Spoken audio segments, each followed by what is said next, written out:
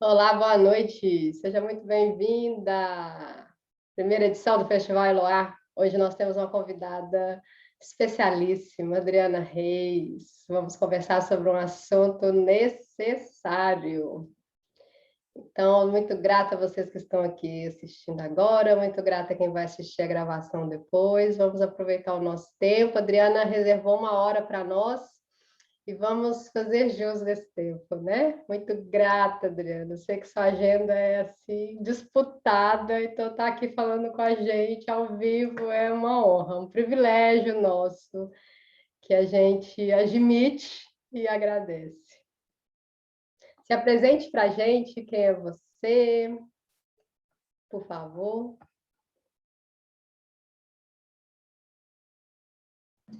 Posso liberar meu som? Tu tinha me mutado.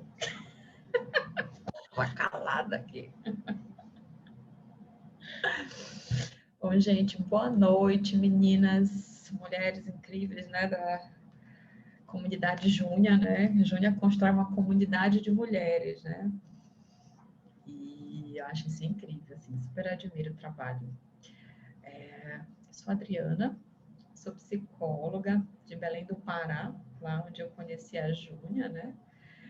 E tenho trabalhado com mulheres desde 2008 e acho que esse trabalho com mulheres começou numa condição bem complicada, né? Acho que eu comecei trabalhando com mulheres em situação de violência e aí tem tudo a ver. Vocês estão me ouvindo bem? Então, esse trabalho com mulheres desde 2008 em centro de referência especializado no atendimento de mulheres em situação de violência foi uma porta de acesso para muitas mulheres em situação realmente de um sofrimento que eu nem imaginava que fosse possível. E essa ideia também me mostrou o quanto a gente tem uma dificuldade, né, enquanto mulheres, nessa questão de sexualidade. E mesmo trabalhando no centro de referência, né, onde necessariamente as mulheres chegavam lá eram mulheres vivenciando situação de violência, eu sempre continuei mantendo um consultório, né, de psicologia clínica, consultório particular e tal. Cheguei a dividir consultório com a Júlia lá em Belém, né? E essas mulheres, a maioria das pessoas, a maioria das pessoas que procuram, até hoje, o atendimento no consultório particular, são mulheres. Eu acho que nesse período todo, assim, de consultório, pouquíssimos homens procuraram psicoterapia, né? E mesmo as mulheres que buscaram, né, a terapia, mesmo que não fosse num espaço voltado para o atendimento de violência, acabavam aparecendo situações de violência, inclusive nessa questão da violência sexual. E aí, volta para o tema, né? A gente precisa falar sobre sexualidade, a gente enquanto mulher. E aí eu acho que, por isso que eu falei quando você diz, eu acho que é um encontro, né? A gente precisa se encontrar com isso, que passa pelo corpo, que passa por como a gente reconhece. Deixa eu botar na galeria aqui. Reconhece esse corpo. E aí, depois, assim, acho que eu coloquei algumas coisas para a gente conversar. Por que a gente precisa, né, falar que isso é um encontro? Se a gente fala que é um encontro, a gente está partindo do pressuposto de que essas coisas estão muito separadas. Elas não estão ligadas, elas não estão conectadas. E por que eu acho que isso é importante? Por que eu acho que isso é um fato? Da experiência que eu tenho enquanto psicóloga e enquanto mulher também, acho que tem duas condições. As mulheres que eu vejo, né, que eu já vivi, que eu já atendi. Tem as mulheres que não vivem a sua sexualidade, porque não reconhecem isso. Tem as mulheres que vivem a sexualidade de uma forma violenta. Então, tem a ver com sofrimento, tem a ver com violação, tem a ver com desconforto, tem a ver com algo muito ruim. E eu acho que tem um grupo também que acaba vivenciando essa lógica, né, de sexualidade como algo que tanto faz como tanto fez. Né? Então, muito desconectado. E aí eu lembro que até quando a gente estava conversando, a Juninha colocou que já tinham perguntado, né, qual que era a diferença entre sexualidade e sexo. Eu acho que isso é uma pergunta super importante, né? Porque eu acho que as pessoas acabam pensando em sexualidade sendo igual a sexo. E tudo que a gente vê, né, e reconhece como registro é que são coisas diferentes, né? Então, tem a ver, mas não é a mesma coisa. E aí tem um outro conceito que eu acho que é importante também, que é saúde sexual. Então, a gente tem sexo, tem sexualidade, tem saúde sexual.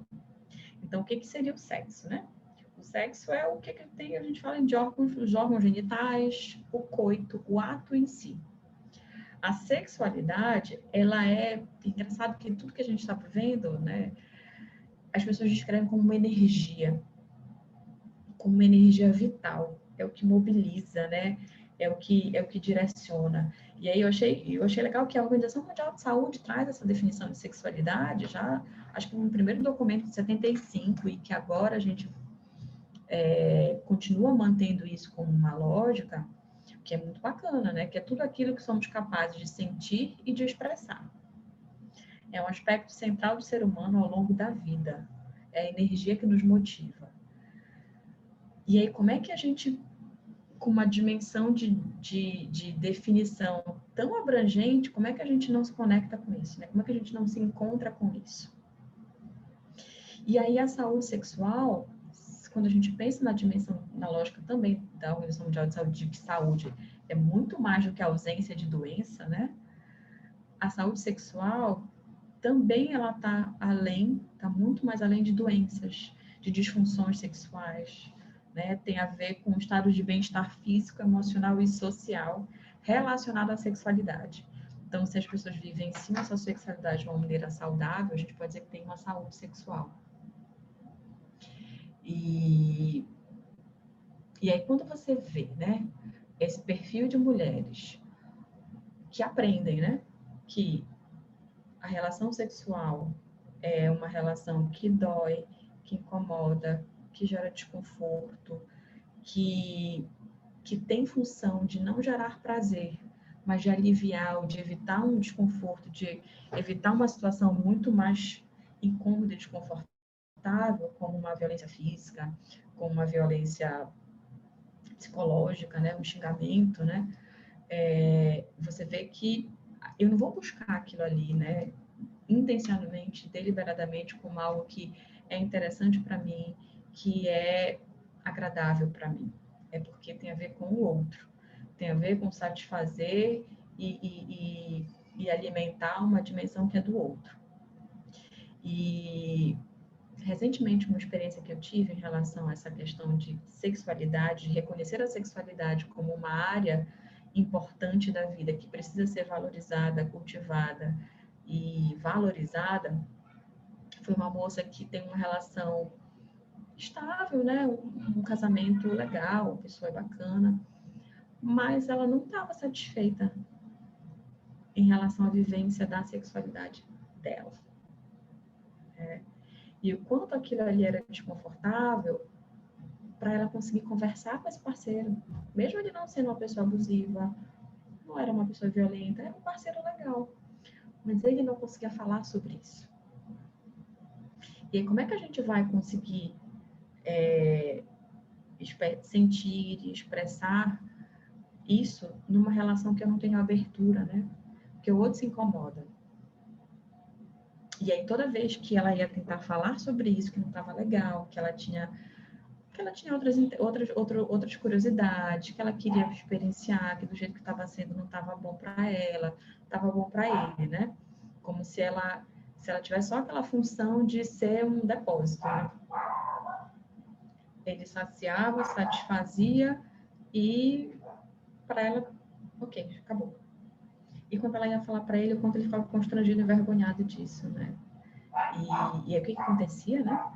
Ele começou a ensinar para ela que era para ela não falar sobre isso. porque falar sobre isso acabava gerando uma situação mais desconfortável para ela. E acho que isso é um movimento importante também para a gente começar a observar, né? É difícil a gente falar, a gente vivenciar uma sexualidade de uma forma plena, de uma forma que seja de fato prazerosa, se a gente não tem espaço para fala,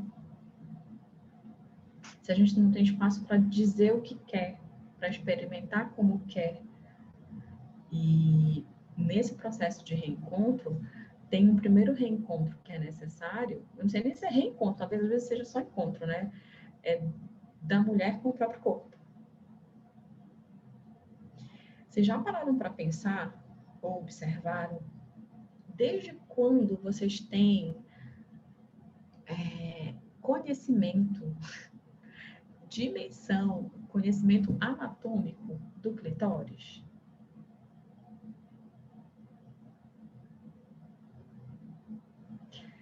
Eu lembro das minhas aulas de ciências, eu acho que era a sexta ou sétima série, e a impressão, pensando sobre isso, eu fiquei com a impressão, eu fiquei lembrando que na época, quando tinha aquelas aulas de ciência sobre sexo do corpo e tal, e mostrava os órgãos, mostrava só por fora, né, o nosso corpo feminino. No máximo que aparecia por dentro era o útero. Ninguém mostrava o clitóris, como é que era a vagina, né, a vulva, todos os componentes do nosso aparelho, né? E mesmo que aparecia, a impressão que eu tinha na época, lembrando depois, agora, é que era uma coisa muito distante. Sabe como você via, como se fosse, sei lá, a parte da botânica, das plantas? Eu conheço, mas aquilo não diz respeito a mim, diretamente. Então, a sensação que eu tenho, lembrando hoje de como a gente aprende, como aquilo é ensinado, é que aquilo é uma informação que não vai fazer parte, não vai fazer sentido para a nossa vida. E o quanto é importante, lógico, a gente não vai aprender tudo numa condição, principalmente agora, né? Se a gente está pensando no contexto político que a gente vive, que as pessoas acham que educação sexual é aprender, é ensinar a criança a transar, é ensinar coisas que não tem nada a ver com isso. Mas você tem dimensão do teu corpo, começar a aprender a ter noção do que é permitido, do que não é permitido. Isso amplia tanta dimensão. Então, acho que isso a gente também, nessa lógica de encontro, é um encontro com o próprio corpo também. Principalmente com mulheres, porque a gente aprende que o nosso corpo tem que ser sempre fechado, né? A gente não conhece, a gente não vê. Um dia desses, uma moça que eu atendi durante vários momentos, assim, agora ela é uma jovem mulher, né, com 20 e poucos anos, ela nunca tinha visto numa consulta ginecológica como é que eram as coisas aqui por baixo, ela nunca tinha visto, né, aqui no exame, nem com espelho, e a gente foi falar um pouco sobre isso, né, que ela não conhecia, não sabia como é que era o corpo dela. Isso agora, uma menina não é nenhuma geração, é uma geração bem anterior, já bem anterior não, né, bem muito mais atual do que a minha. Mas a gente está passando adiante, né, o mesmo formato, né, de não saber, de não conhecer o próprio corpo, de ensinar que é feio, que é errado. E aí, muitas vezes, numa relação que poderia ser uma relação de confiança entre parceiros e parceiras, você vai ver que os dois ou as duas pessoas não conhecem e não se permitem fazer esse processo de descoberta, de encontro. Porque parece que um espera que o outro já saiba e ensine para você, né? E às vezes o que supostamente o outro sabe não é suficiente para te agradar, para te satisfazer. E aí ficam os dois juntando não saber. E aí você vai vendo que são situações que sempre você vai perpassando que é ruim. Então, o que eu acho que nessa lógica do encontro, eu preciso conhecer o meu corpo, como é que o meu corpo funciona, o que me dá prazer, o que não me dá prazer. Se eu não sei isso, outro também não vai saber, outra pessoa não vai saber. Então, é quase como se você precisasse primeiro construir um mapa, você ter o teu mapa, para poder passar esse mapa para outra pessoa que vai desfrutar daquele processo com você. Senão é como se ficassem duas pessoas perdidas tentando achar alguma coisa, né? Então, isso eu acho que no convívio com mulheres são coisas que eu tenho visto muito, né? E mulheres, o que tem me chamado a atenção, mulheres em diferentes faixas etárias. Então, essa mocinha que eu comecei a ver o início da vida sexual dela, né? Foi um processo bem interessante de ver, né? Era uma relação super bonita com o primeiro namorado, foi a primeira relação deles, e construíram essa intimidade, tinha muita proximidade, mas era como se os dois não soubessem muito bem o que fazer. E aí foram aprendendo a fazer de um jeito que eles achavam que era o jeito possível, só que eles não falavam sobre aquilo, né? Não se falava se estava bom ou não. E aí uma menina super nova já vai aprendendo que ela tinha que fazer, ela tinha que transar com o namorado, que era parte do acordo, né? Mesmo que não fosse bom para ela. E ela não conseguia nem dizer direito que não era bom para ela. Ela simplesmente ia tentando evitar. E ele era legal, né? Ele conseguia aceitar que ela não estava afim. Mas falta espaço, né, para o outro perguntar: por que não está afim? Está sendo bom? O que eu posso fazer? O que você tem interesse? O que você tem curiosidade? Me fala, me ensina, né? Me ensina a tocar teu corpo, me ensina como é que você gosta. E isso não tem, né? Ainda é como se fossem duas pessoas com muita vergonha. A impressão que dá é que às vezes as pessoas se encontram nessa relação como se elas se encontrassem vestidas. Elas tiram a roupa, muitas vezes, mas elas continuam vestidas. Elas não conseguem se despir de fato para o outro. E aí você não tem um encontro, né? Porque eu não tenho um encontro de mim comigo mesma, nem de mim com o outro.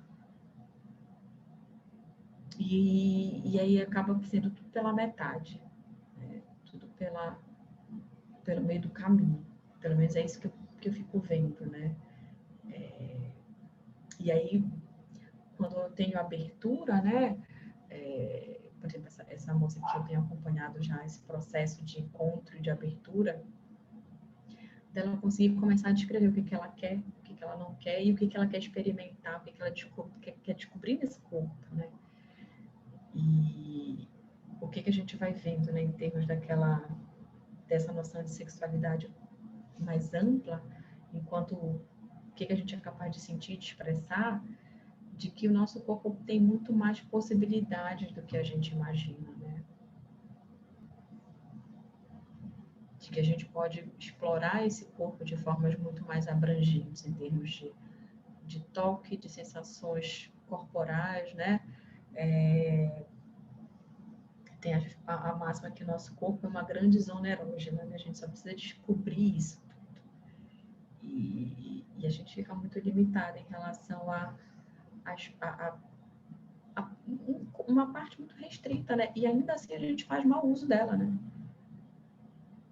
Ainda assim, né? Que a gente fica preso à lógica de penetração. E ainda assim, quando isso acontece, nem é bom. Para a maioria das mulheres não é bom. Não é prazeroso. Se a gente for fazer uma pesquisa, quantas mulheres não sentem dor durante a relação?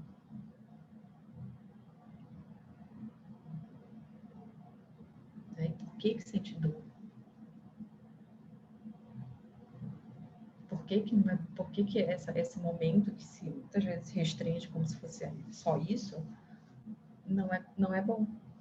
Se espera tanto para aquilo acontecer, quando acontece, é desconfortável, não é bacana, não está rolando legal.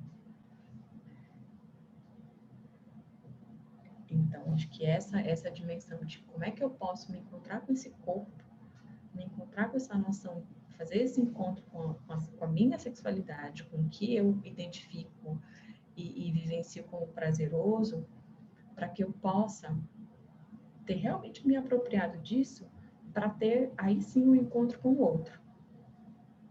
Então, o que eu tenho percebido, né, identificado nesse processo do encontro com tantas mulheres, é que esse encontro, esse primeiro encontro tem que ser com a gente, de descoberta desse corpo, né, de saber como é que eu, sabe, de se tocar, de se identificar, de olhar, sentir o corpo, saber o que eu percebo como prazeroso e interessante para mim, para o meu encontro com outra pessoa ser menos perdido. Ser menos perdido no sentido de que eu não consegui me encontrar e eu tenho a esperança de que o outro vai encontrar e vai me mostrar. E o que eu tenho visto é que se eu já me encontro com o outro minimamente achada nesse percurso, a coisa flui melhor. A coisa se constrói de uma forma que é muito mais prazerosa, que faz muito mais sentido. Né? Quando você tem barreira do outro, é muito mais complicado. Então, assim, do que eu tenho visto, por exemplo, das pessoas que conseguem ter um parceiro com abertura, para ouvir, para admitir o não saber, a construção é muito mais rica, né? Quando, tipo, nessa outra situação que eu coloquei, né? Um parceiro sem abertura, um parceiro com muita dificuldade, né? Como se o outro vai abrir, e a sensação, e a fala era muito isso, né? Era como se eu estivesse conversando com uma parede. Eu estou dizendo que eu quero mais, eu estou dizendo que eu tenho interesses em experimentar tal coisa, em fazer esse tipo de situação, e o outro não consegue ouvir, né? Não consegue, até para dizer, tipo, não, isso eu me sinto desconfortável, porque isso também a gente precisa ter essa abertura, né? Quando eu abro para que seja falado, que seja conversado, eu também preciso ouvir e aceitar a limitação do outro. O que o outro não dá conta, o que a outra pessoa não tem interesse, e tudo bem. Mas se eu não tenho nem essa abertura para ouvir, né, para a gente conversar sobre, a gente não conseguir definir o que é possível para mim e para você. E aí, nesse encontro, a gente consegue unir possibilidades. Mas sem falar sobre, né? Primeiro eu falando comigo, eu comigo mesma, né? Eu preciso fazer esse meu encontro. Acho que homens têm ainda mais dificuldade nesse sentido de... Porque, teoricamente, esse encontro ele é feito, mas ele é feito de uma forma muito ruim, né? O que a gente sempre ouve, né? Que os homens aprendem a escola de vivência de sexualidade é a pornografia, né? Dos homens. E é a pior escola possível, né? Porque é totalmente fake, é totalmente irreal, é totalmente descolado, desconectado da realidade. E aí é como se eles levassem isso adiante, né? Então, esse encontro é muito fake, é muito falso, né? Porque não dá conta de que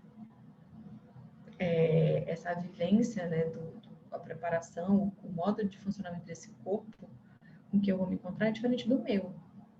Se ele não for um corpo igual ao meu, né? Mas isso acaba sendo muito desencontrado, né?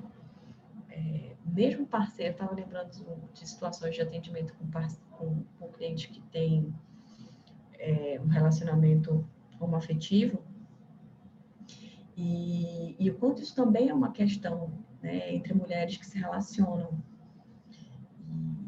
E eu lembro de quanto tinha uma queixa, né, de que uma pessoa que eu acompanhava, de que elas super se afinavam, super entendiam, mas em termos de vivência da sexualidade era muito desencontro. E elas não conseguiam ficar confortáveis para falar sobre aquilo. Para negociar o que uma gostava, o que a outra não gostava. o que era comum daquele encontro, daquele momento, né? Então, eu acho que uma vivência de sexualidade comprometida, ela não é privilégio. Às vezes eu acho que eu também me policio muito em relação a isso, de achar que essa vivência de uma sexualidade não prazerosa, né, não plena, ela é restrita a relações sexuais heterossexuais. E acompanhando algumas mulheres, eu nunca atendi homem, já atendi, mas não descrevi em relação a isso. Mas de casais de mulheres se relacionando numa condição homoafetiva, de o quanto tinha também esse desencontro em relação à vivência da sexualidade, né? E de que isso gerava muitos conflitos, muitas crises, né? De que se sentia travada, se sentia envergonhada do próprio corpo naquela relação, e de que tinha a queixa, mas não tinha abertura para resolver essa queixa, porque eu lembro até que a menina dizia, não, você precisa fazer terapia. Mandava a menina para terapia, mas ela não estava aberta para ouvir, inclusive, o que vinha a partir daquilo ali. Né? O que eu podia trazer para aquela relação para a gente tentar rever, melhorar, construir possibilidades que agora não estão funcionando, mas que a gente poderia trazer para que fosse uma coisa de diferença, né? E eu acho que às vezes são parceiros, né, ou parceiras que já têm dificuldade de diálogo, de conversa, e a dificuldade de conversar sobre a sexualidade, sobre o que é bom, o que não é, o que tem interesse, o que não tem, é mais uma. Talvez seja a grande, como se fossem níveis de dificuldade cada vez maiores. Então, acho que essa é uma condição que, às vezes, a relação já é difícil de ser conversado, já é difícil de ser discutido, e aí a sexualidade entra como o grande tabu. Ou seja, se eu não falo nem o que eu não gostei que você fez para mim no supermercado, ou que eu não consigo dizer, não estou afim de hoje, imagina se eu dizer, não, eu não gosto desse tipo de relação sexual, me incomoda, assim me causa desconforto, eu gosto diante de penetração que você faça isso, que você faça aquilo. Então, assim, não se fala muito, né? Não se fala sobre isso. Então, acho que isso é uma coisa que a gente precisa falar, né? Porque se eu não descubro possibilidade de ter prazer, eu vou evitar aquela situação, ou vou me contentar que é daquele jeito mesmo. Vou me contentar que é daquele jeito. Não é bom mesmo, então eu sigo adiante. Mas se eu considerar que essa possibilidade existe, né? Não tá bom assim. Não tá sendo legal para mim. O que eu posso fazer em relação a isso? O que eu posso trazer de experiência, de abertura para que eu consiga ter como prioridade ter satisfação nessa condição? Se eu considero a sexualidade como uma área importante da minha vida, eu preciso investir nela como eu invisto em qualquer outra área, né? Porque eu considero que ela é importante. Agora, claro, mulheres que têm uma condição de violência muito mais abrangente, né? Essa possibilidade de que a gente chama de estupro marital, né? De que é um sexo não consentido, mesmo que seja na relação estável, com parceiro, com namorado, casado, sei lá o quê, é como se fosse uma obrigação, né? E aí eu nem considero que eu posso dizer que eu não tô afim, que eu não quero naquele momento, naquelas condições, naquela hora. Eu simplesmente acabo cedendo, né? Ou é como se o que a gente fala, o consentimento ele foi passado quando você assinou o papel de casamento, né? E uma vez que você assinou aquele contrato, está consentido para sempre, a qualquer momento.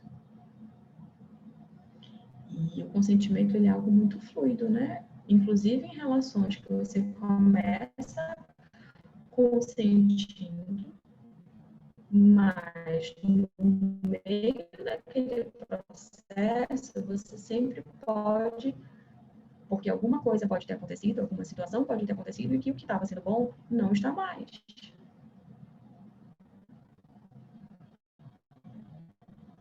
E eu acho que essa dimensão muitas mulheres acabam não tendo também, né? Porque não se discute essa dimensão de enquanto uma condição precisa ter para além da ausência de doença, para além da ausência de disfunções que tem a ver com disfunções disfunções de orgasmo, disfunções em termos do próprio corpo, né? Que, sinceramente, o que a gente acaba vendo é que é minoria, né? Em termos de incidência, é muito baixa. O que a maioria de nós temos é uma vivência prejudicada em relação à sexualidade.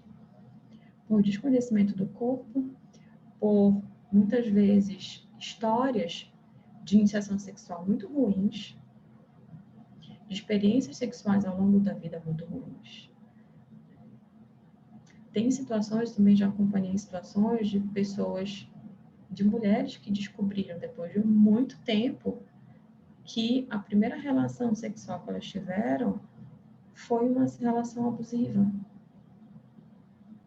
Né? De que o namoradinho, que toda a família gostava, que toda a família achava que era uma pessoa maravilhosa, forçou uma relação. E ela só foi se tocar muito tempo depois disso. Anos depois disso. E o quanto foi sofrido, o quanto foi dolorido. Né? Perceber que a primeira relação dela...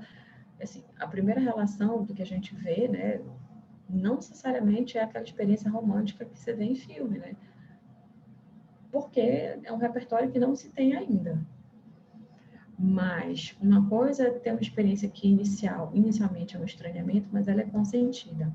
Outra coisa é uma experiência que não é consentida, e você tem um outro nível de incômodo. E nessa situação foi exatamente isso, né? Era uma condição que ela começou permitindo, ela começou consentindo, chegou um momento que ela não permitiu mais. E isso não foi respeitado. Isso não foi ouvido. E aí o desfecho foi uma relação, foi uma penetração muito ruim, muito incômoda, e que a partir daí toda a vivência de sexualidade dessa pessoa foi aprendida como sendo algo ruim, como sendo algo sofrido, como sendo algo desconfortável. Então, o quanto esse começo, né, o quanto essa história inicial, ela é muito importante, porque o que passa a ser construído depois tem um peso absurdo, né? E aí eu acho que isso tem um peso que a gente precisa ouvir, que a gente precisa fazer esse encontro. Então, quando eu pensei nessa ideia, né, de um encontro necessário, é o encontro necessário para que a gente possa ter direito a vivenciar isso de uma forma, vivenciar essa sexualidade de uma forma saudável, implicando em ter direito a ter prazer, evitando situações que a gente não reconhece como agradáveis, identificando situações que são abusivas, né? Se eu nem consigo ter dimensão do que é um consentimento, de que eu tenho direito a não querer manter relação com um parceiro estável, né? De que a noção de direitos sexuais e reprodutivos, né? Eu acho que tem todo um mandamento, né, pela Organização Mundial de Saúde. Então, se sentir obrigada a manter relação, proibição em relação a métodos contraceptivos, né? Então, quanto tem mulheres que são forçadas a terem uma gravidez, são proibidas de tomarem anticoncepcional, né? Os maridos, as companhias pressionam para que não tomem, não façam uso de método contraceptivo, não aceitam o uso de camisinha de preservativos. Porque, e aí você vê a implicação disso, em termos de efeitos da feminização da AIDS, né? assim, de que mulheres que são casadas têm uma relação heterossexual estável, aumenta-se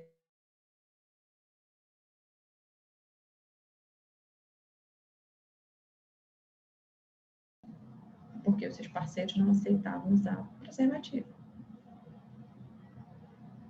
né? Então, ter essa abertura para diálogo, para apresentar suas condições, suas possibilidades e ouvir a do outro, eu acho que isso é um encontro importante quando a gente fala.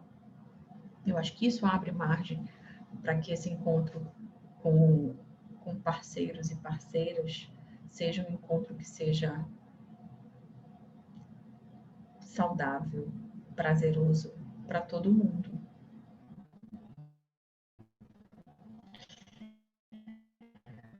Para Júlia, assim, que eu acho que como uma roda de conversa, eu acho que é importante falar um pouco compartilhar um pouco do que eu acho interessante nesse encontro, né, nessa vivência com tantas mulheres e o que vocês trazem como experiência também. Acho que vale a pena abrir para a gente se ouvir, saber se esse encontro faz sentido para vocês, se essa ideia de como é que a gente está, na minha hipótese, né, de que a gente está cada vez, que a gente ainda está fazendo esse encontro como se fossem encontros, pessoas com corpos vestidos, porque a gente precisa se encontrar primeiro para poder se encontrar de uma maneira plena e aberta com quem quer que seja, com quem quer que a gente vá compartilhar a nossa sexualidade. Podemos abrir para conversar, dona Júnia? Podemos. Estou fechando a minha câmera para ver se a minha internet melhora, porque ela está instável. Está travando. A minha fica ruim também, se tiver, vocês me avisem. Quem quer comentar? Eu achei uma aula maravilhosa. Agradeço demais, Adriana. Que potência de fala, né? Quem quer falar? Vamos aproveitar os nossos minutos com a Adriana. Já abriu o microfone. Lucimar, levantou a mão. Pode falar, Lucimar.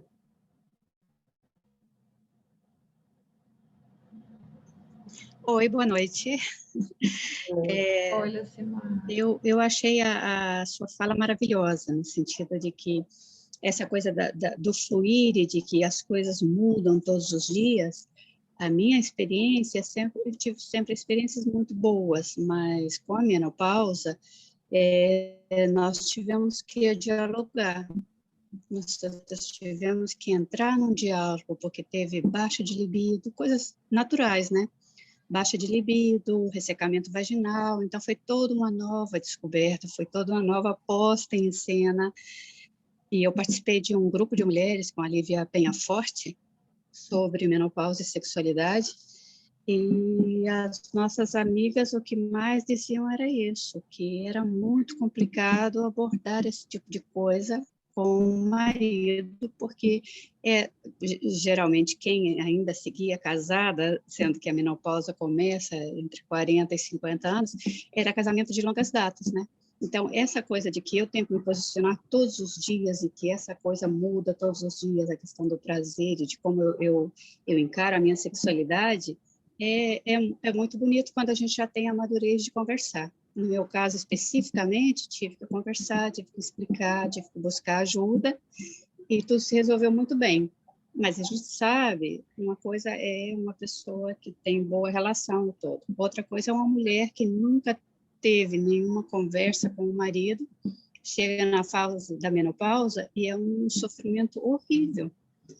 Porque, além da baixa libido, tem o ressecamento vaginal, que é muito fera, né? Só quem passou por isso sabe o que significa o câmbio hormonal na menopausa. Assim que eu achei a sua fala muito instigante, muito bonita. Obrigada. E a gente não tem controle sobre esse outro, né, Lucimar? Que eu acho que tem a ver exatamente com o que você falou. Porque, imagina, quando esse corpo, né, começa a mudar, o outro sempre se sente afetado, né, como se ele não fosse mais suficiente para esse corpo. E aí já é uma questão que que já é de outra ordem, né? Que já tem a ver com toda essa prepotência masculina, né? E que precisa ser desconstruído também. Só que demanda muita abertura e que a gente tem uma infinidade de gerações que não conseguem conversar sobre isso, né? Que se sentem muito fragilizados diante disso. Diante de alguma forma não ser capaz, né? O suficientemente capaz para conseguir despertar o desejo, despertar o tesão daquela mulher. E a gente tem até umas tirinhas agora, né?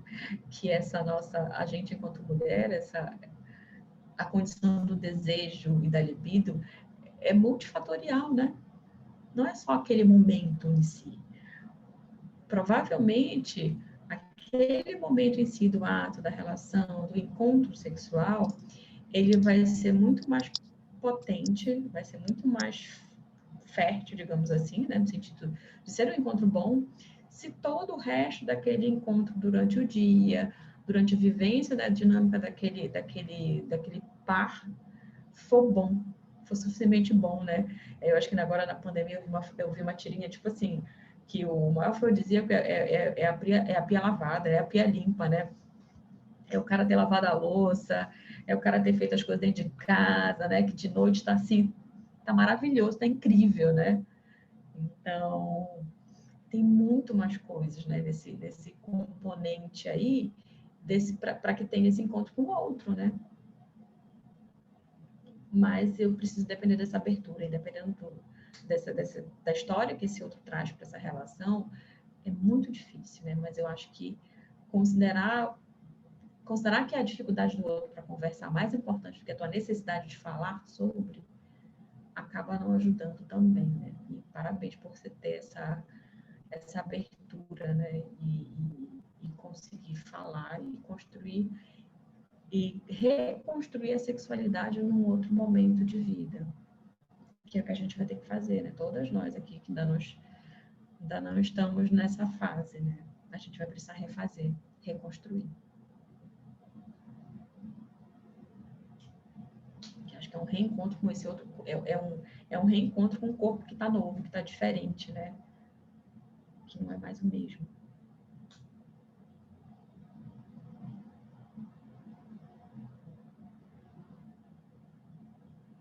Muito bem. Gratidão, Lucimar. Mas, ó, quem mais vai fazer pergunta?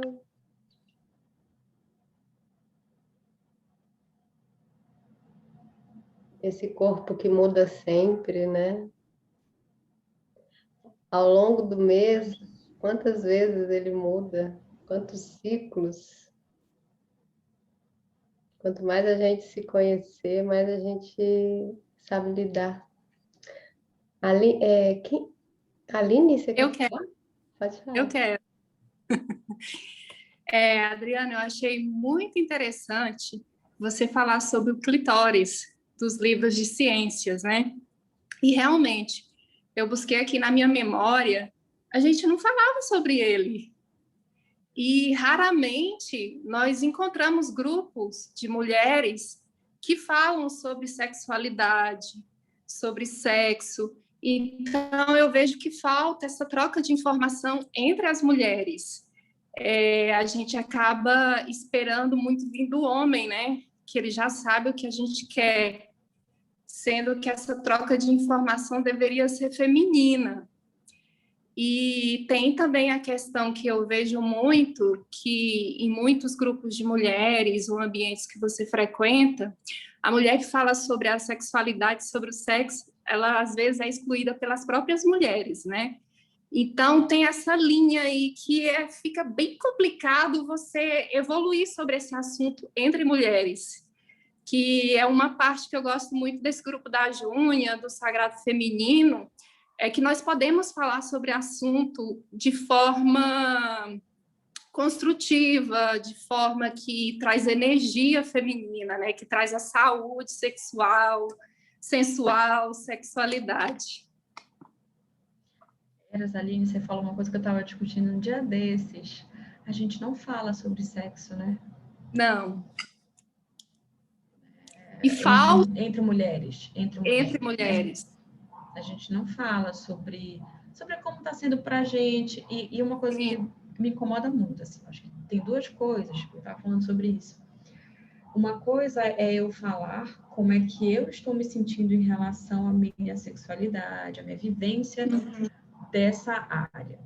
Ah, olha, tá legal, tá bom, tô sentindo bem, tô sentindo bacana, tá legal. Outra coisa é eu descrever o que eu faço. Ou seja, de detalhes.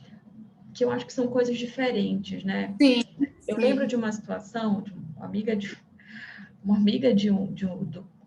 do meu marido, que ela é uma figura super aberta e tal, tranquilo. E eu percebia muito isso, sabe? Porque, assim, dependendo do que eu falo, é só o meu relato verbal. Qual que é a função desse relato verbal? Então, ela fazia questão de descrever para amigos próximos e tal, quase aquele perfil masculino de dizer com quantas mulheres tinha comido, de ser o pegador e tal. Tem uma função que é diferente, né? Tem uma função de dizer que eu sou foda, todo mundo me deseja, os caras todos querem me comer. Então, totalmente diferente. E aí eu acho que eu percebia tem um relato, acho que é uma das poucas mulheres que eu via falar muito, mas era isso, era uma fala com uma função que era diferente. Não era uma função de compartilhar como é que estava para ela, como é que ela estava vivendo, com uma coisa, como se fala de uma relação. Era mais com essa função de ostentar que eu vivo bem isso. E é totalmente diferente, né, Adriana? Você tá uma experiência, porque você vai trocar experiência por conhecimento, e não os fatos, o que você faz ou deixa de fazer. São, como fala, para você melhorar, é uma massagem, é um óleo. É uma forma que você não vai falar de você especificamente ou do seu parceiro, mas são caminhos para você atingir essa energia sexual. De possibilidades, de compartilhar possibilidades que você tem conhecido, que tem experimentado, que tem sido legal. E de poder ouvir, né? Cara, isso é bacana. Porque e eu acho que é sempre uma coisa que se a gente não compartilhar muitas coisas, a gente acaba achando que situações que a gente vive que não são boas, que elas são daquele jeito mesmo. Quase como se você aprendesse que, sei lá, fazer xixi, que arder quando você faz xixi é normal, é assim mesmo. E não é. E aí se você, não, eu passei fiz xixi, eu nunca comentei com ninguém que eu fazia xixi e ardia. E se eu não comentar com ninguém, você, cara, mas não é assim, não é para arder. Verdade. Você já procurou o médico? Quando é que faz? Você observa se... Então, acho que falar de coisas em relação a isso é importante para que a gente consiga ter essas dimensões. Igual a questão do xixi, e muitas mulheres reclamam no sexo que dói. É normal, é porque eu não gosto da relação. Mas tem um porquê. Tem um lado psicológico, tem um lado da saúde do corpo. Você tem que buscar o que não tá correto, né? Sim. Esse corpo é preparado para estar numa tal condição que se prepara para receber de uma determinada condição. Se não está preparado, tem alguma coisa que você pode ajustar, melhorar para que consiga, né? Muito bem. Muito grata, Aline. Mas quem mais quer fazer pergunta, comentário sobre o assunto? Lucimar? Pode falar. Se alguém quiser falar, eu paro, porque eu estou participando muito hoje, estou faladora. Eu achei muito importante também quando você falou da educação sexual. No meu caso, por exemplo, eu tenho um menino e uma menina, e a educação sexual é fundamental, né? Porque como que a gente prepara esses meninos para a vida sexual que eles vão ter, né? O meu menino tem 18 e a minha menina tem 15. Então, eu acho fundamental. Mas as escolas não estão preparadas, né? Nem as escolas, nem as famílias. Então, existe muito tabu. Agora, por exemplo, a minha menina, nós temos que tomar uma atitude em sentido de conversar com ela, porque ela está com o primeiro namorado, tem 2 meses que ela está namorando. Então, eu tenho que levá-la na ginecóloga e tudo isso. E a gente já começou a falar um pouco disso, mas aí a gente, como mãe, como a gente vem dessa cultura que ninguém nunca falou com a gente, você fala, como eu abordo de forma amorosa, né? Como que eu falo para ela, porque eu posso falar do corpo dela e tudo, mas como abordar a sexualidade de uma maneira didática? Eu sempre me questiono. E eu estou tentando fazer o meu melhor papel, mas eu estou emaranhada nessa questão. Como que eu falo de forma amorosa para que ela respeite o corpo, mas também que ela tenha a abertura de deixar que explorem o seu corpo sem ser agressivo, sem ser assustador, que a sua mãe diga, né? Você tem que deixar que explore o seu corpo aos 15 anos, é muito complexo. Eu acho que é uma batalha para nós, adultos, como a gente educa as crianças com isso, né? Aí eu achei muito legal que você falou que... Ela precisa explorar primeiro o corpo dela, né? Senão é um outro que vai...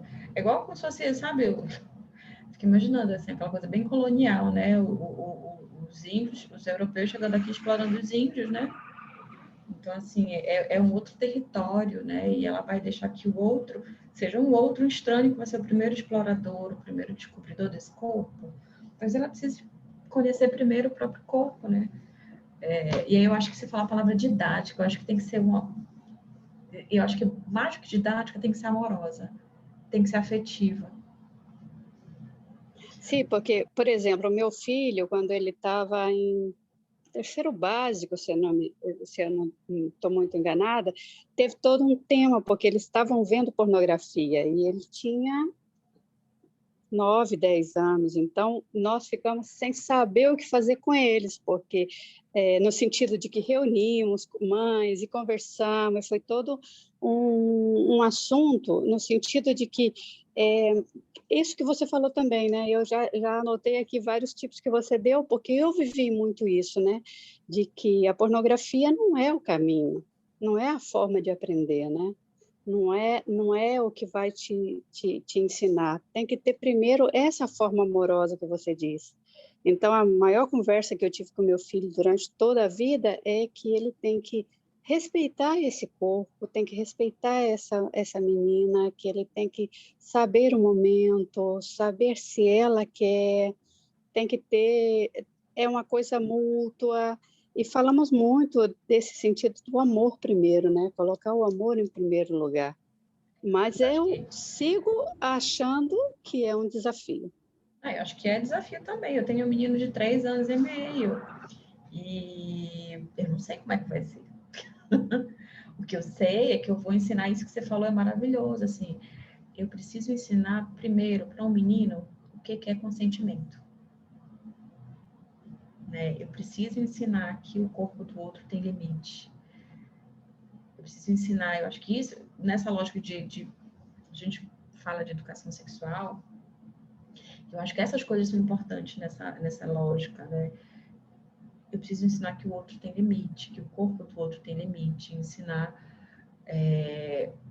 o que eu preciso. Eu preciso que o outro permita, que essa permissão pode mudar e que eu preciso respeitar. Eu acho que é um desafio, sempre vai ser, né? Mas eu acho que a gente precisa estimular e autorizar a curiosidade. Primeiro em relação a si mesmo, depois com o outro. Sempre nessa lógica de respeitar o limite. Quando você fala em ginecologista, eu tenho um problema com o ginecologista. Eu acho que é uma categoria que poderia ser tão mais útil para a gente, para a mulher. E elas são subutilizadas, elas se subutilizam. Eu só fui a ginecologista mulher, não posso nem falar de homem. Mas, assim, das experiências que eu já vi, que eu já tive, acabei de ouvir um relato há pouco tempo, agora no atendimento. Sabe qual tem sido geralmente o papel de ginecologista? Cobrar que a mulher engravide. Dizer para a mulher que está na hora já. Né? Eu não conheço uma ginecologista que pergunte como é que está sendo, como é que está a sua vida sexual, como é que está sendo? Você tá ok para você? Tá tudo bem com seu parceiro? Vocês estão se nem que use um eufemismo que seja para investigar minimamente como é que está a vida sexual daquela mulher.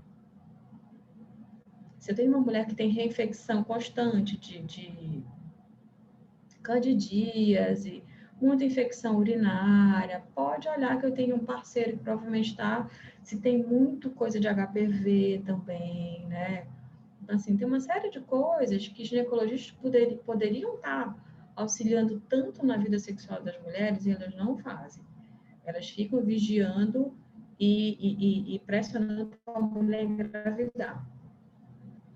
E eu já vivi isso como ginecologista. Assim, eu lembro que essa ginecologista lá em Belém, quando eu ia iniciar a vida sexual ativa, eu fui logo na ginecologista, porque eu queria já começar toda... Sempre fui a louca eu nunca quis engravidar, então eu sempre fui a louca com isso. Então eu já queria começar combinando todos... Se eu pudesse usar todos os métodos contraceptivos possíveis e imagináveis para não correr risco de engravidar, eu usava. E aí então assim, comecei com ela desde muito novinha, então ela me acompanhou muito tempo. E aí eu lembro já antes de... Deve ter o quê já? 33, foi quando eu mudei para Belo Horizonte. E aí ela olhava, fazia aquele exame lá do Papa Nicolau, e aí tinha a Bárbara Gatela. Ela olhava e olha assim, que colo do útero bonito, assim, tá bom para engravidar já. Né? Aí eu falava, doutora, não tem interesse não, eu vou mudar para Belo Horizonte e tal, ficar um tempo lá. Uma cidade ótima para criar filho. Tem muitas praças e tal. Gente, ela era obcecada que eu engravidasse aquela mulher, entendeu? Ela nunca perguntou, sabe? Quando eu comecei a vida sexual ativa, né? Mas ela nunca perguntou para mim como é que estava sendo. Como é que estava sendo para você? Se estava tudo bem? Se eu estava sentindo dor na relação? Fazia o preventivo, se tinha inflamação, passava aqueles cremes vaginais e tal. Mas tanta coisa, né, para você avaliar, investigar, e você vai ficar cobrando que a mulher engravide, porque já tá na hora, porque o colo do útero dela tá bonito, está bem preparado para isso. Então, assim, é de um desserviço e poderia, assim, eu acho que é uma categoria que poderia prevenir tanta situação de violência, poderia detectar, ajudar a mulher a identificar a violência sexual, poderia identificar, inclusive, uma vida sexual de merda. Se simplesmente perguntasse. Se simplesmente abrisse possibilidades, sabe? Mas não fazem isso, ficam monitorando se já engravidou, quando vai engravidar, está na hora já. Acabei de ouvir isso numa cliente que fez 30 anos esse ano. E aí o que acontece? A pessoa fica noiada. Né? Já quer fazer o checklist de engravidar, porque todo mundo fala isso, né? E tanta coisa para ser vivida, tanta coisa para ser instigada, né? Para ser semeada. Num momento como esse, a pessoa vai o quê? Instigar que ela tenha filho, porque está na hora já. Mas e aí, como é que você está vivendo? Como é que tá você está se relacionando? Você tem parceiro fixo? Como é que está essa relação? Como é que você se sente nessa relação? Sei lá, acho que acham que é feio perguntar quando ela está tratando de uma coisa que é importante, né? Para aquela área específica, muito mais do que falar sobre gravidez. Sobre estar na hora de ficar contabilizando o órgão da mulher, sabe? Porque fez 30 anos. Eu fico muito indignada com essa postura. E assim, parece que é geral, assim, do norte a sul, elas são desse jeito. Alguém já foi cobrada pela ginecologista por engravidar e não perguntada sobre como é que tá para você a tua sexualidade, como é que você tá vivendo essa parceria, como é que tá a tua relação sexual. Eu acho que é uma série de fatores, né? Primeiro, gratidão, Lucimar. Grata. Eu acho que elas, primeiro, não perguntam porque elas não querem ouvir. Esse é um assunto que é um assunto rápido, né? A gravidez, ela geralmente ela é mais rápida, né? Difícil, a ginecologista ela não quer conversar sobre isso. Ela só quer fazer o checklist dela. Né? Você já está na hora de congelar seus óvulos, dependendo da idade. À medida que vai avançando, o papo vai para o congelamento de óvulos, né? E falar sobre sexualidade é algo muito amplo e a consulta é muito rápida. Então, ela não quer falar sobre isso.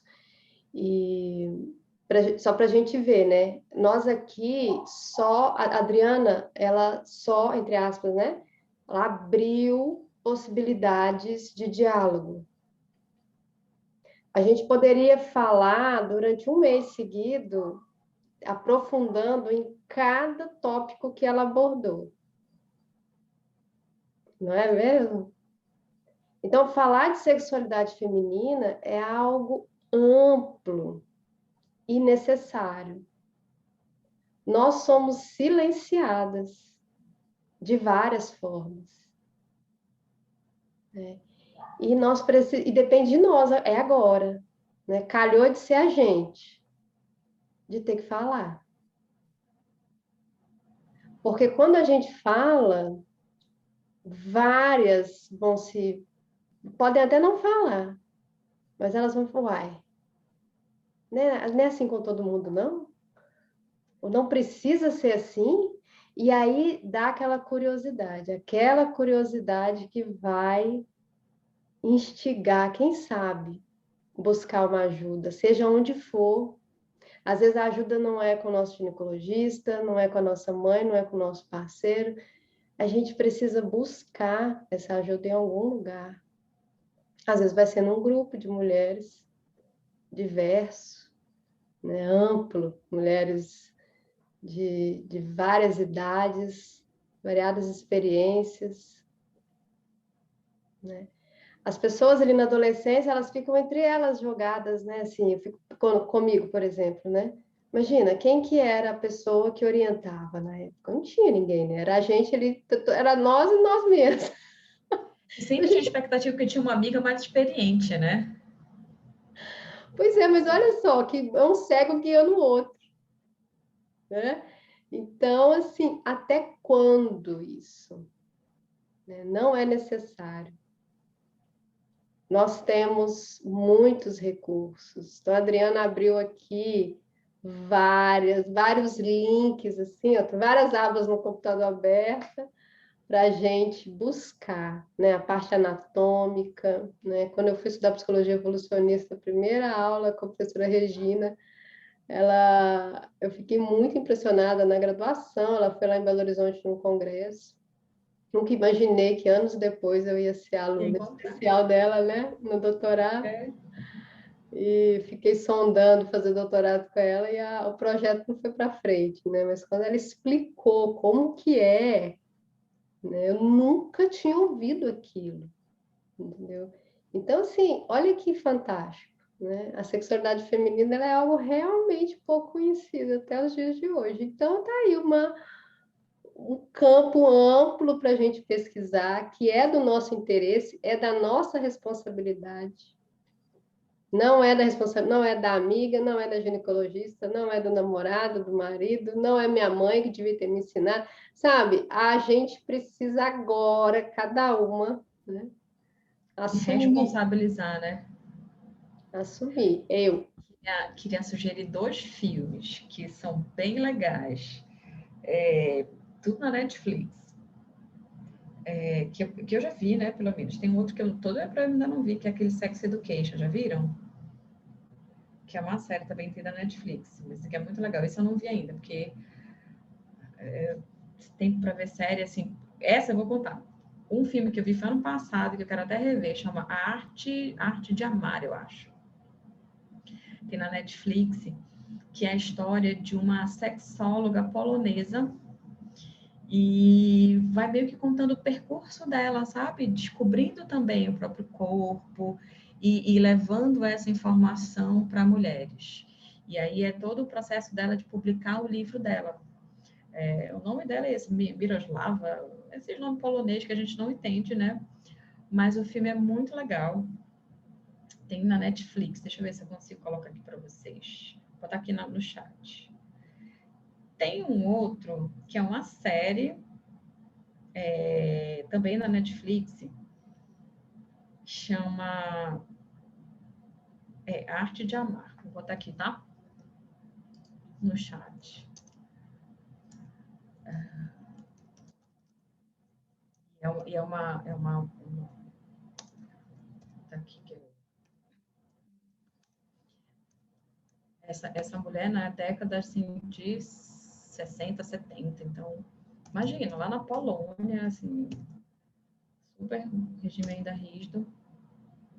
E o outro eu vi mais recentemente, é uma série que chama Amor e Anarquia, também da Netflix. Essa série é boa para mim, porque eu consegui ver num final de semana, porque elas são só 8 episódios e é curtinho, sabe? Eu não consigo ver, tipo, aquele... Como é o nome daquela série médica? The Grey's Anatomy. Nunca vou conseguir ver aquilo na vida, porque já tá no... Tipo, tudo acaba na vida, menos The Grey's Anatomy, né? Então, se eu começar hoje, eu vou ter que ver para sempre. Então, eu não vou conseguir. Amor e Anarquia é uma série, eu acho que ela é sueca. E fala de uma mulher em crise no casamento que começa a se aventurar com um rapaz mais novo, assim. E por que eu acho que é legal?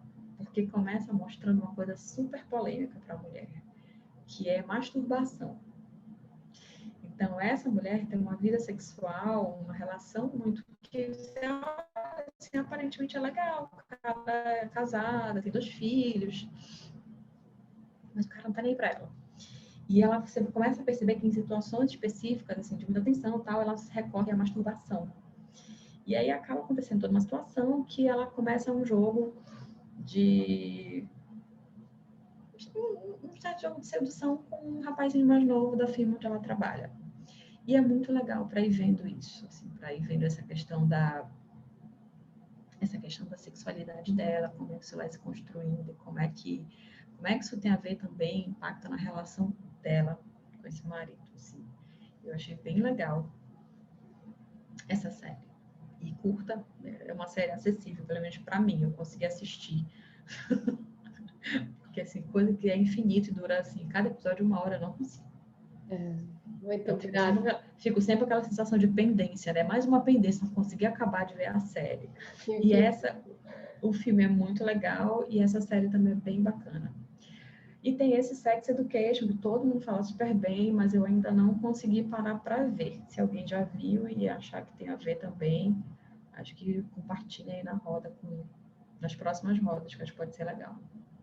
Isso mesmo. Fica o convite para as próximas rodas. Deu para a gente ver que temos muito a falar, temos muito a ensinar, a ouvir, a trocar, a crescer. Então, fica a minha gratidão, Adriana, participando aqui com a gente, tão generosa, né? Vocês viram tanto que era maravilhosa que foi escolhida a dedo, porque ela realmente ela gosta, né? Ela estuda sobre isso, ela tem experiência e ela sabe passar, porque tem pessoas que sabem, mas não conseguem falar. A Adriana, ela consegue falar com tanta clareza, um conteúdo amplo, que foi uma aula, Adriana. Gratidão. Obrigada, Juju. Eu até falei, né? Falei, Juju, coloca que eu sou curiosa em relação à sexualidade, como todo mundo deveria ser, né? Então, acho que o meu convite é esse, né? Sejamos curiosas. Sejamos curiosas em relação a gente, em relação ao nosso corpo, sem esperar tanto que parta só do outro essa curiosidade, né? Porque senão a gente vai estar sempre na frustração de que vai ser, de que o outro mostre, né? De que o outro ensine. E a gente precisa primeiro aprender para depois mostrar, para depois compartilhar alguma coisa e somar, né? Somar, multiplicar. Acho que é isso. Obrigada, viu, pelo convite. Espero ter pelo menos aberto possibilidades. Ótimo, abriu bastante. Eu quero fazer outras. A gente pode desmembrar, né? Fazer mais específicas, né? Temos vários assuntos que dá para a gente aprofundar. Bom, então boa noite. Até acho que esse mês que vem a gente vai falar lá na página do Florescer, sobre sexualidade. A gente ia falar esse mês, começamos a pensar 1000 ideias, e aí a gente se deu conta que era Dia das Mães, era mês das mães, e a gente começou... Não, vamos aproveitar o gancho Dia das Mães para discutir essa ideia de maternidade também, que eu acho que é um outro problema, né? Considerando isso que eu já falei antes, né? Dessa agenda que a gente tem de... já engravidou, quando é que vai começar a engravidar, e isso gera 1000 outros problemas. Mas mês que vem está agendado para a gente abrir a roda. Lá também a gente faz muitas rodas para falar sobre sexualidade. Então, já fiquem antenadas, a Júnia divulga aí para a gente se encontrar, né? Em outra roda. Fala para elas onde que elas te encontram, quem quiser falar contigo, te seguir nas redes. Tô no Instagram, assim, meio, né? Tem muita paciência. Mas quem quiser falar comigo, ver um pouquinho do que tem lá, eu não sei se eu boto aqui, compartilho lá no grupo de vocês, Júlia. Nem sei qual é. O Instituto Florescer, fala do Instituto Florescer. Eu tenho um perfil pessoal, profissional, e em março eu e mais 2 amigas aqui de Fortaleza, a gente começou a produzir, né, informação e conteúdos para mulheres no Instituto Florescer, e lá a gente tem temas que de alguma forma vão organizar nossa produção, que tem a ver com essa lógica do florescer da mulher, né? Então, são coisas que podem ajudar a florescer ou também podem ajudar a prejudicar, na verdade, prejudicam esse florescer. Então, quanto mais a gente falar sobre isso, né, mais a gente pretende ajudar essas mulheres. Então, cada mês a gente está tentando organizar para falar sobre um tema. Esse mês a gente está falando sobre maternidade. E mês que vem a gente vai falar sobre sexualidade. Aí toda sexta-feira a gente faz uma live aberta lá pelo Instagram do Florescer, do Instituto Florescer, para a gente conversar de uma forma descontraída, aberta, sobre o que a gente falou sobre a semana.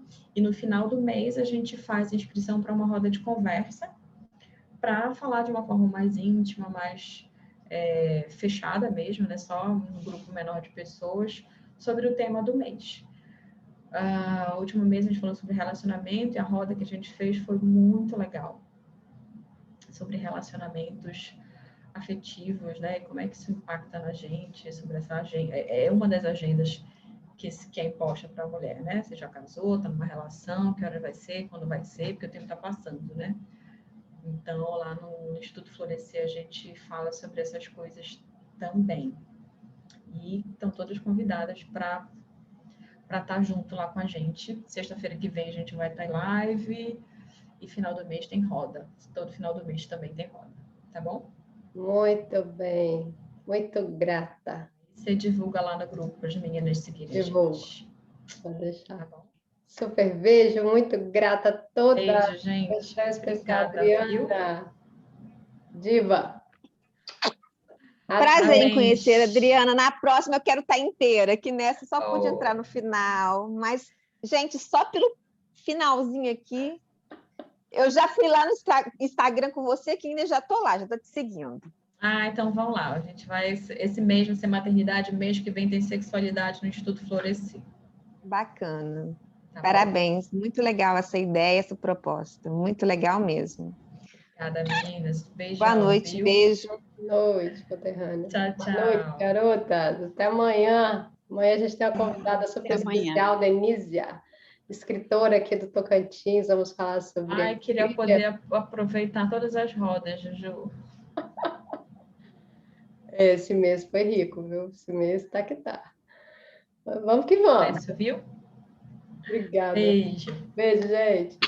Até Tchau, amanhã. tchau. Até amanhã.